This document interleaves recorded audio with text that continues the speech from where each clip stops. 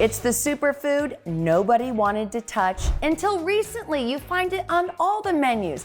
And I'm with Chef Maggie Norris with Whisked Away Cooking School.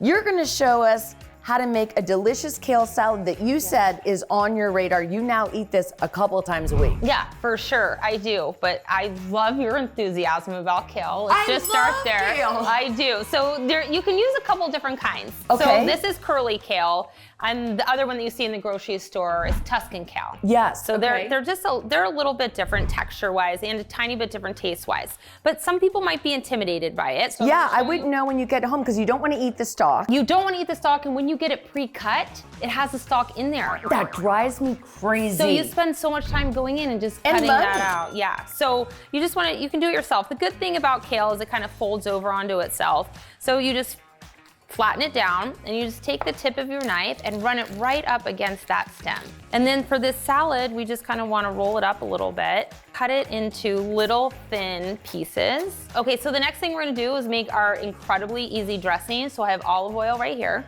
And then we just have some freshly squeezed lemon juice.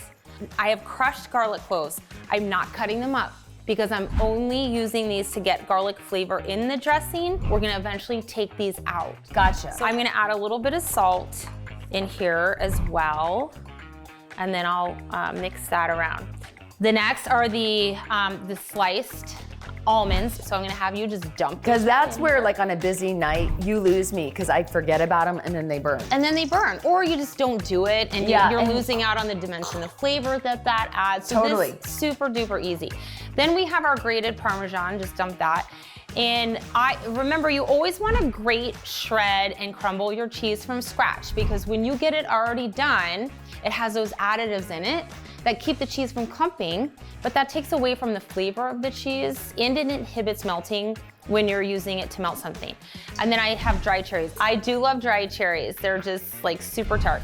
Okay, so I normally would let this steep longer and can I see those tongs? Yep, and then when you say longer, like overnight, an hour. I would probably do it for like at least like a half an hour. Okay. So I'm gonna just take these guys out. So when you're dressing a salad, I'm gonna have you hold that. When you're dressing a salad, you just want enough dressing to lightly coat the leaves. You want the dressing to complement the flavors in the salad. You don't want it to overwhelm. So I've done the ratio pretty well on this, so we're using almost the whole thing. So you wanna go ahead and toss that, and then we'll just kind of see what the leaves look like. And if we feel like it's gonna need more, we'll do more.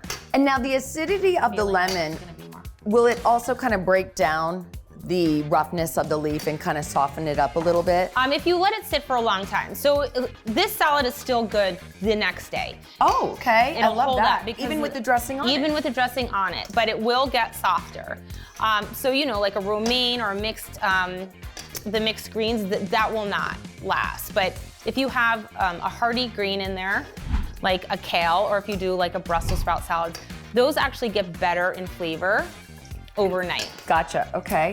This is beautiful. And when you're tasting a dressing, actually, this is just an aside, if it's an acid-based dressing, you want to taste it with the green that you're eating it with, because that's when you're going to get like the true flavor profile. If you just sit here and taste this, it's going to catch in your throat because of the lemon juice. Yes. But if you use the green, you'll get what it's supposed to taste like. I'm going to put some freshly cracked black pepper on there, and I'm going to put a little bit more salt. I feel like kale needs some more salt. Yes.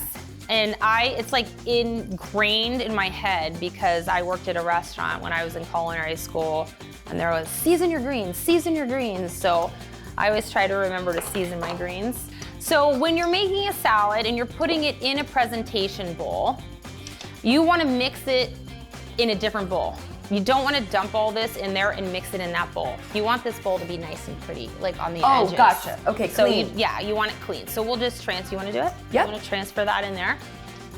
And then that's it. You can add a protein to this. And like grilled chicken or shrimp? Yeah, anything, any protein you want, and make this a full meal. This is like my new favorite salad because it's very light, but it has the goodies in there. Everybody likes goodies in their salad. Has some little gems. It has some little gems in there. You could do diced avocado in here as well. I want to try one. I'll get a couple of forks for us so we can try it. But I think you're gonna love it. I feel like feel like I know your taste by now. Cheers. Cheers. The moment of truth. Oh, I know, this is the problem.